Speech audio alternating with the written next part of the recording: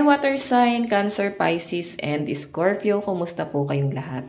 Okay, so water sign, maraming salamat po sa walang sawang pagsubaybay sa ating mga reading.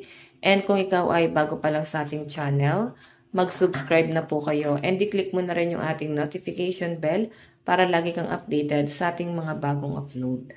Okay? Water sign, tignan natin gabay, kapalaran. Okay. So guys, meron tayong 3 of Swords. May malinaw ako nasasagap dito, water sign. Iba sa inyo nasasaktan pa rin, nahihirapan, heartbreak. Pwede rin naman guys na may mga bagay pa rin kayong hindi matanggap. Nakapokus yung energy mo dito sa emosyon mo. Yung iba naman sa inyo guys, pwedeng unti-unti ka nang nahihil.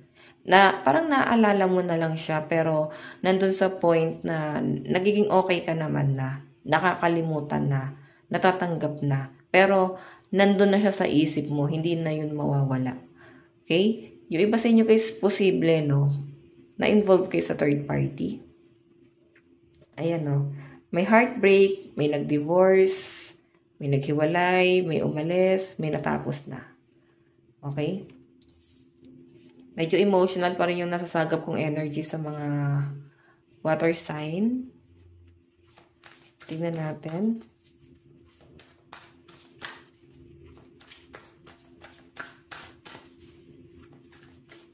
Tingnan natin. Meron tayong 9 of Cups. Meron kang gustong mangyari. Meron kang minamanifest. Ayan. May pinapakita sa akin dito. Yung isang kahilingan mo or pwedeng hinihiling mo, minamanifest mo, feeling ko kasi nangyayari siya or mangyayari na. Ang problema lang guys, yung bottom of the deck mo, the moon, hindi siya madali. May hirapan, no? So, kung naman tong hinihiling mo, paghihirapan mo to. Okay? Or pwedeng matatagalan bago siya mangyari. Pero mangyayari siya. So, may nakikita ako sa mga water sign dito na pwedeng naguguluhan kayo. Saan direction ka na ba ngayon? Saan ka na mapapunta? Parang ganun yung nasasagap ko sa inyo. So, pwedeng maguguluhan ka rin sa ilang bagay. Okay, so, ayan. Water sign, may pinapakita rin sa akin dito. Pwedeng, kahit paano gagaan naman din yung pakiramdam mo. Okay, may nagko-comfort na siguro sa inyo dahil sa heartbreak na naranasan mo sa buhay. Ayan, may nagko-comfort sa inyo. Ginaguide ka nitong taong to. And, pwede naman guys na may nakakausap ka na hindi ka guide dati na parang sinasarili mo yung problema. So, ngayon kasi guys, nare-release mo na siya. Okay? Natatanggap mo na ng maluwag sa dibdib mo. Okay?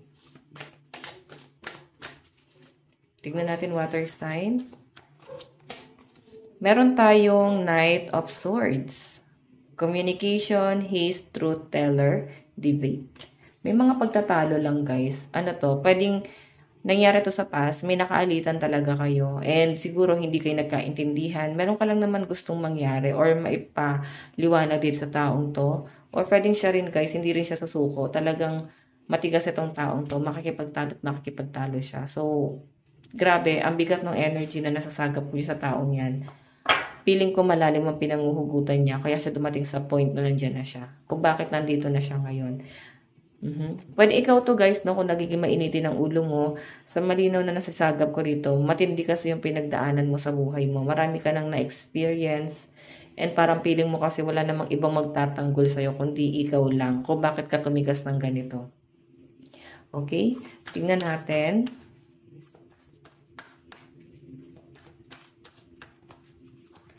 Meron tayong justice. Okay, naku. May humihingi ng hustisya. Partnership to guys, no? Pwede rin guys, misunderstanding.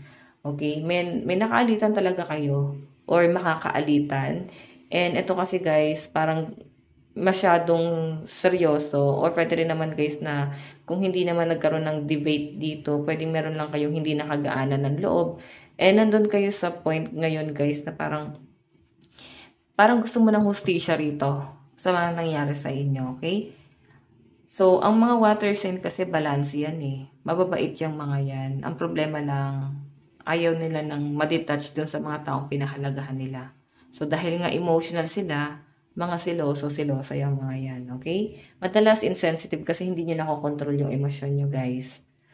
Okay? Yun nga lang, dahil nga sa sobrang pagiging insensitive nyo, may mga tao kayo nasasaktan. So, ikaw, balansehin mo water sign, bakit may nag-i-stay, ba't may nawawala?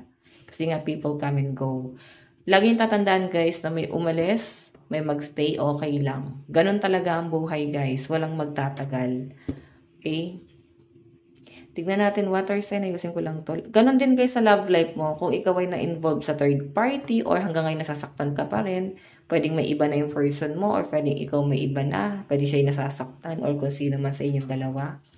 Sa pinapakita sa akin, nahihirapan pa rin kayo na matanggap, pero unti-unti nyo nang inaalis. Parang yung pagmamahal na naramdaman nyo sa taong yan, galit na, yung umiiral sa inyo.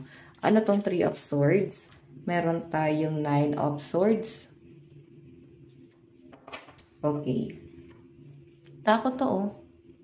Diba? Takot siya. Yung iba sa inyo, guys, takot na kayo na sumubok ulit. Takot na ba kayo magmahal? Grabe yung trauma pinagdaanan mo. Siguro sobrang minahal mo yung taong yan. Then, ngayon natutrauma ka.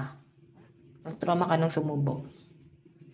Pwede rin naman guys na kung hindi lang to guys sa relationship, pwedeng sa kaibigan, sa family, sobrang minahal mo yung tao yon, sobrang pinahalagahan mo, then sobrang din yung disappointment mo dito. Ano tong 9 of Cups? Meron tayong, diba, the Tower mo. So, yung mga hinihiling mo or mga plano mo sana dito sa connection na to guys, hindi na siya nangyari. Naging ilusyon na lang to lahat.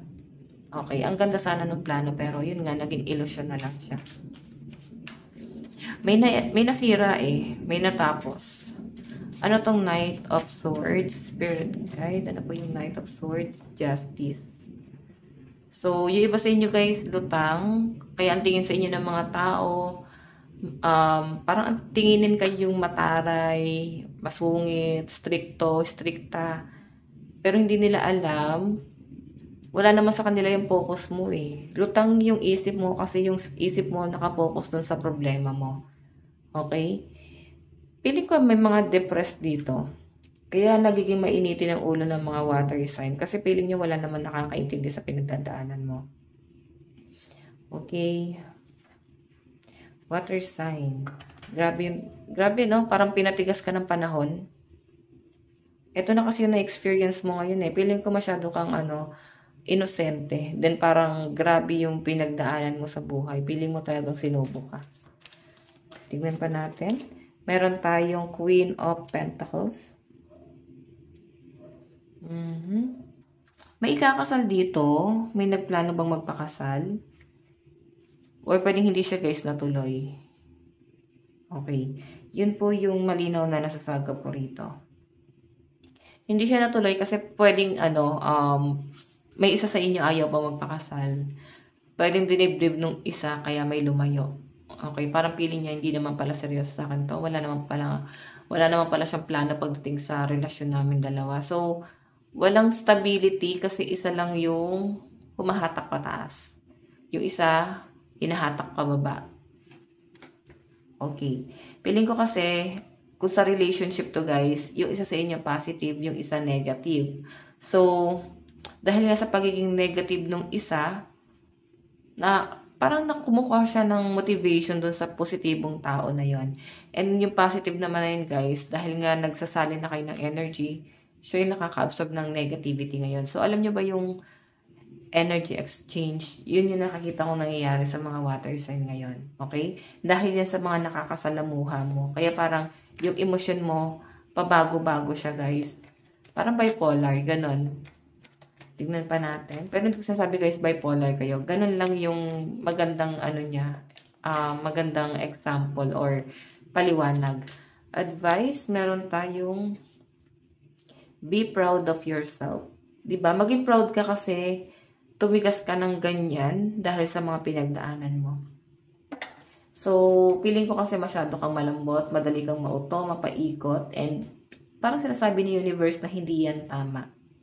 Okay? Parang kailangan mong baguhin yan para maging malakas ka pa sa hinaharap.